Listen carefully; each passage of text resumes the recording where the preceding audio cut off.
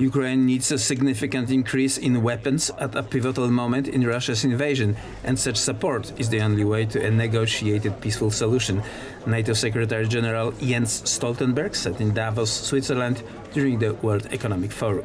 Defense leaders from around 50 countries and the North Atlantic Treaty Organization will hold talks in Germany's Ramstein air base on Friday, the latest in a series of meetings since Russian forces swept into Ukraine nearly 11 months ago. This may be a pivotal moment in the war, and we need to understand that most likely this war will end at the negotiating table. Nobody knows exactly how the war will end, but most likely around negotiations or around the negotiating table.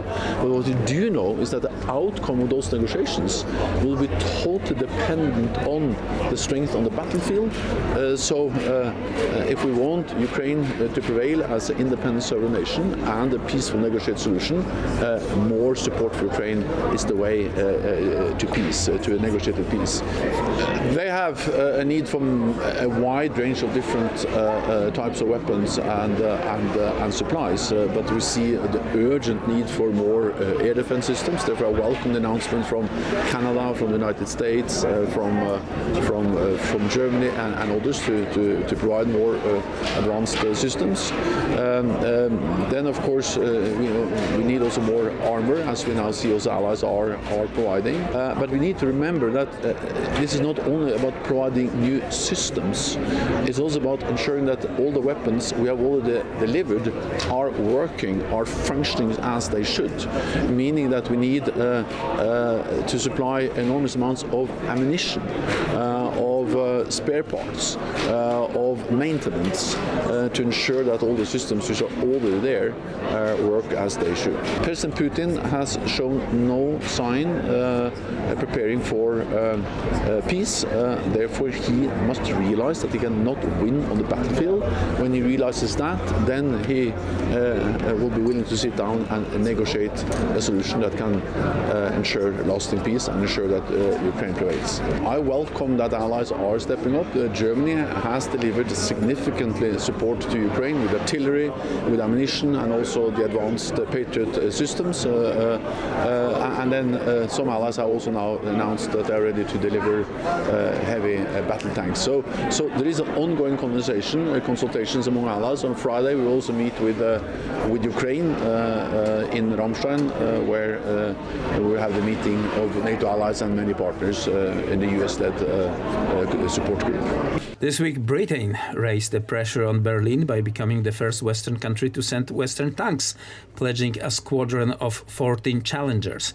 But the Leopards are seen as the best choice to supply Ukraine with a large-scale tank force. Polish President Andrzej Duda hopes some of the Ukraine's allies, including Germany, would provide Kyiv tanks. And we are trying to organize a bigger support for Ukraine. So we hope that there is a few partners, a few allies who will give tanks to Ukraine, Leopard tanks, Challenger tanks from Great Britain. Yes, and so we hope that producer of the tanks, Germany, will also participate in this. Germans decided that instead of providing humanitarian aid, they decided to deliver weapons. It was first very important qualitative moment in the decision-making of Germany. And now we are in the situation where there is more commitment needed, stronger commitment needed to deliver armored vehicles, tanks to Ukraine, and hope very much that our strong ally will do this. Right. One last question I want to pose, and then I'm going to open up to the floor. So please think about maybe things you would want. It seems to me that the so-called soft spots in the whole pan-European security architecture right now, apart from Ukraine, of course, and that danger coming from Kremlin, in this direction is Western Balkan. We have two fragile points, or hotspots, if you like, from time to time, in the Western Balkan region. This is Republika Srpska within Bosnia and Herzegovina, and north of the Republic of Kosovo. What Putin's regime is doing is for years back, not only since the war in Ukraine started, but for years back, he is trying to provoke the people there in order to disrupt the integrity of these two countries.